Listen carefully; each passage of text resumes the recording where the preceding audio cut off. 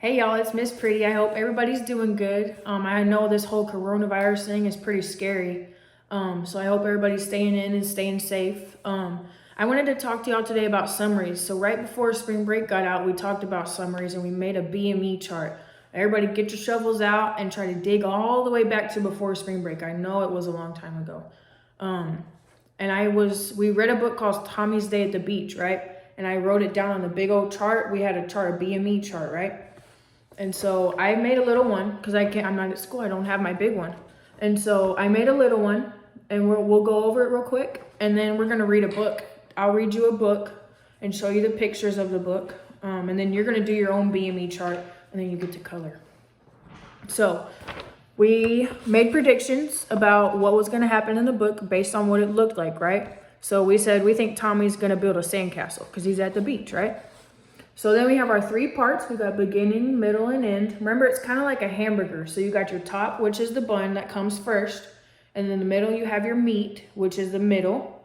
And then the ending is kind of weird. There's not really a special word for it. It's just the end, right? And so it's the bottom piece of the bun, but it's also the most important, okay? So you got your beginning, and the questions that you need to think about when you're reading the beginning of the story is, what are the characters and where are they? What's their setting? Is it Sally at the movies? Nope. This time it was Tommy at the beach. So then we got further along in the story, and the middle part, we wanted to fill out the middle part, right? So the question we think about is, what happens to the characters? And what happened to Tommy? Tommy saw seagulls for the first time. Then we got to the end. Remember how I said the end was the most important, okay? What changed? That's very important. That's the whole part of the ending. If you don't put that in there, then you get a big O 0, right? All right, so what changed for Tommy? Tommy's new favorite animal was the seagull, okay? So then we put it all together. We got our little BME checklist out, right? To make a summary. We want it to look like a rainbow. You don't want no boring colors in there. You got to make it look pretty, okay? So keep that in your head. I want you to grab a piece of paper. You can pause this video when you need to. Grab a piece of paper. Let me find my journal real quick. I made one in my journal. You can just write it down like this if you want to. Beginning, middle, and end. And I just put a title because I'm real, you know how I am. I'm real funny. You don't have to write down the questions. Just keep these in your mind. Keep them in your mind and be thinking about them while I'm reading you the book, okay? So, remember, if you don't do a good job on this, then you don't get to color your worksheet, okay? All right, so we're going to be reading a book called A Bad Case of Stripes. And I'm going to read it to you on my computer because, again, my book is at school and I can't go to school to get my book. So bear with me. I'm going to read it to you. And we're going to stop at some places for some questions. And we'll do the beginning part first. So I'll stop and I'll give you some questions to think about. And then I'll tell you what I think about the beginning. And you can put it in your own words, okay? All right, so this is called A Bad Case of Stripes by David Shannon. There's the cover. There you go, you can see that. All right, here we go. Camilla Crean loved lima beans, but she never ate them. All of her friends hated lima beans, and she wanted to fit in. Camilla was always worried about what other people thought of her. Today, she was fretting even more than usual. It was the first day of school, and she couldn't decide what to wear. There were so many people to impress. She tried on 42 outfits, but none seemed quite right. She put on a pretty red dress and looked in the mirror. Then she screamed. Look, she's got her closet. Look at all those clothes. Her mother ran into the room. She screamed, "Oh my heavens," she cried. "You're completely covered with stripes." This was certainly true. Camilla was striped from head to toe. She looked like a rainbow. Miss Cream felt Camilla's forehead. "Do you feel all right?" she asked. "I feel fine," Camilla answered, "but just look at me." "You'll get back in bed this instant," her mother ordered. "You're not going to school today." Camilla was relieved. She didn't want to miss the first day of school, but she was afraid of what the other kids would say. And she had no idea what to do with those crazy stripes. All right, so I'm going to pause here, and let's talk about what just happened. So we have Camilla, right? Camilla is in school. It's about to be the first day of school. It is the first day of school, and she's picking out her outfit. And she doesn't like lima beans. That's kind of weird, right? That doesn't really go with it. But keep that in your brain that she doesn't like lima beans. So then her mom comes into the room, right? And she's like, you can't go to school looking like that. And Camilla's like, oh, thank you so much. I don't know what people would think. And remember, she doesn't eat lima beans because she doesn't want people to think bad about her, right? Keep that in your mind. All right, here we go. That afternoon, Dr. Bumble came to examine Camilla. Most extraordinary, he exclaimed. I've never seen anything like it. Are you having any coughing, sneezing, runny nose, aches, pains, chills, hot flashes, dizziness, drowsiness, shortness of breath, or uncontrollable twitching? No, Camilla told him. I feel fine. Well then, Dr. Bumble said, turning to Mrs. Cream, I don't see any reason why she shouldn't go to school tomorrow. Here's some ointment that should help clear up those stripes in a few days. If it doesn't, you know where to reach me. And off he went. Even her tongue is colored. The next day was a disaster. Everyone at school laughed at Camilla. They called her Camilla Crayon and Night of the Living Lollipop. She tried her best to act as if everything were normal, but when the class did the Pledge of Allegiance, her stripe turned red, white, and blue, and she broke out in stars. There she is right there. Look, they're all looking at her like she's crazy. The other kids thought this was great. One yelled out, let's see some purple polka dots. Sure enough, Camilla turned all purple polka dotty. Someone else shouted, checkerboard, and a pattern of squares covered her skin. Soon everyone was calling out different shapes and colors, and poor Camilla was changing faster than you can change the channels on a TV. Y'all could probably change those pretty fast, right? That night, Mr. Harms, the school principal, called. I'm sorry, Mrs. Cream, he said. I'm going to have to ask you to keep Camilla home from school. She's just too much of a distraction, and I've been getting calls from the other parents. They're afraid those stripes may be contagious. Camilla was so embarrassed. She couldn't believe that 2 days ago everyone liked her, and now nobody wanted to be in the same room with her. Her father tried to make her feel better. Is there anything I can get you, sweetheart? He asked. No, thank you, sighed Camilla. What she really wanted was a nice plate of lima beans, but she had been laughed at enough for one day.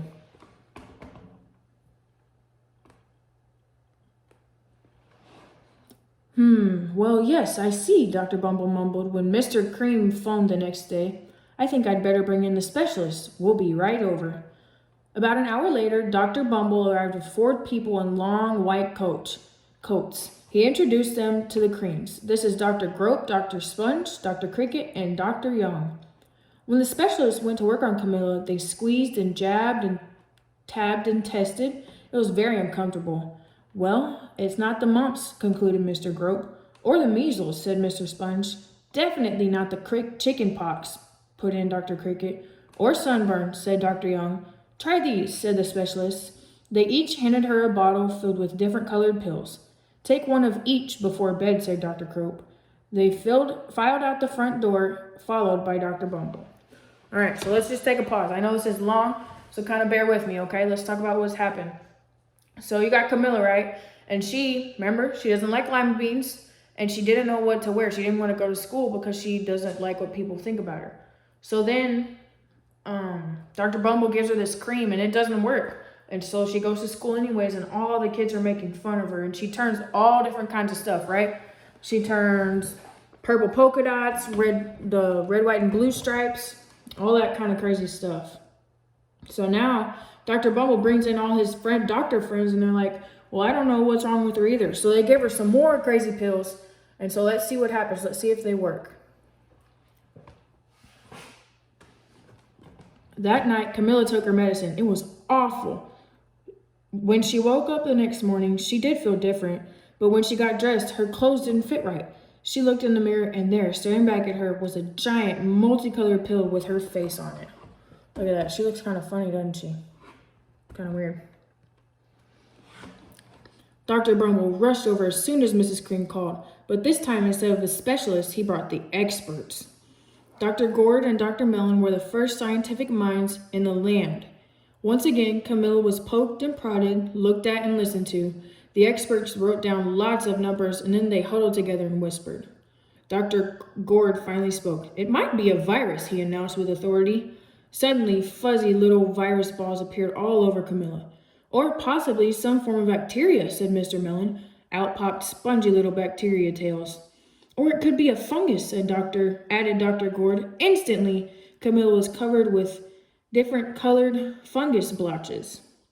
Look at all that crazy fuzzy stuff right there. That's all the stuff they're saying she is, right?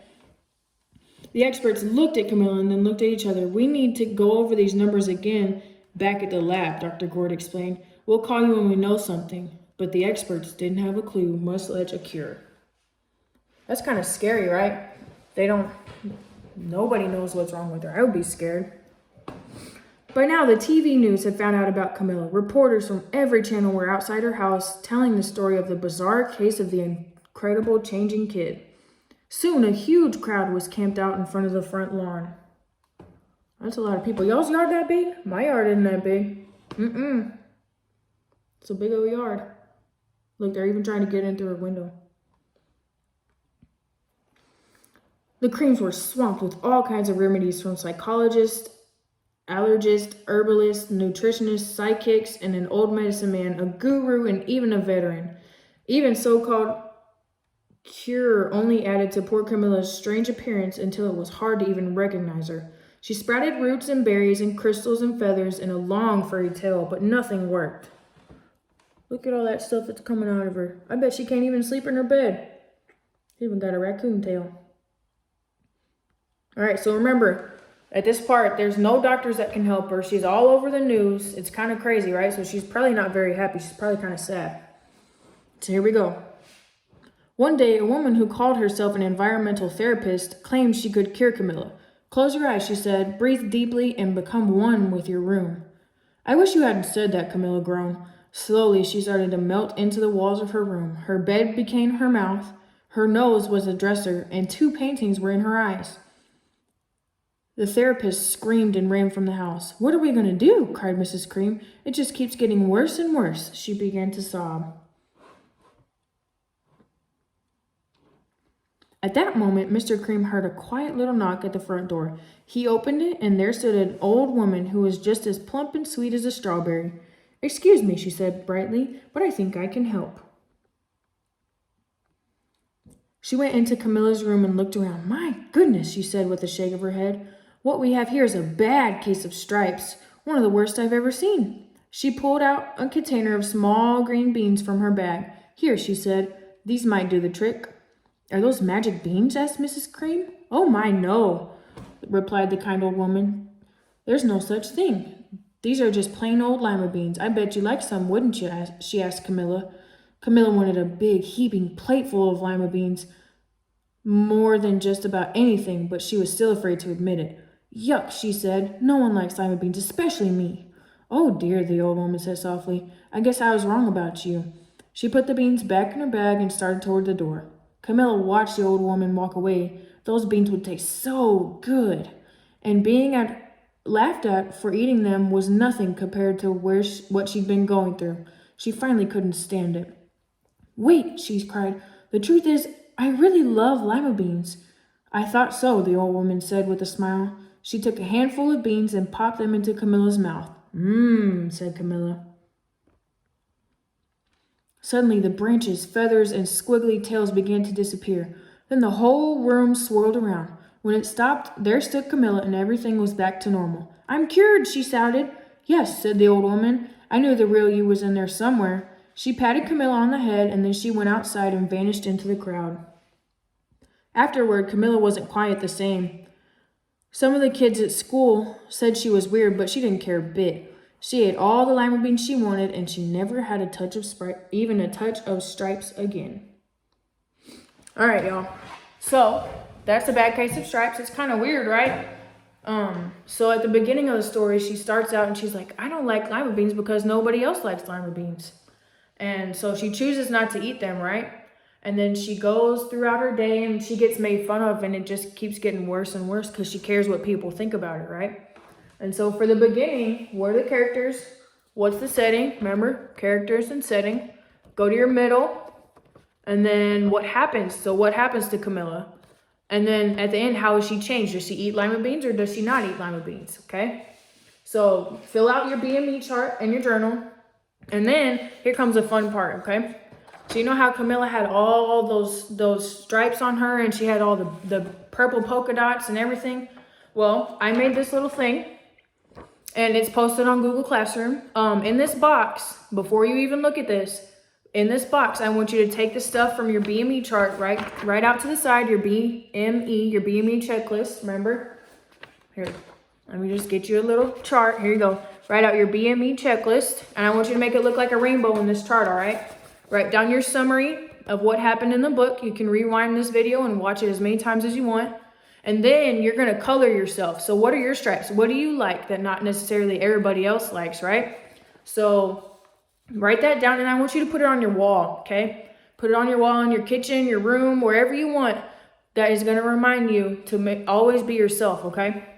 And don't change for what anybody else thinks, because you might turn out having some bad stripes, okay? I love y'all. I hope you're doing good. I'm excited to see what you come up with on your charts, okay? Let me know. If you need any help, send me an email. Ask Mom to help, okay? If you need anything, let me know, and I can't wait to see. I miss you guys. Bye.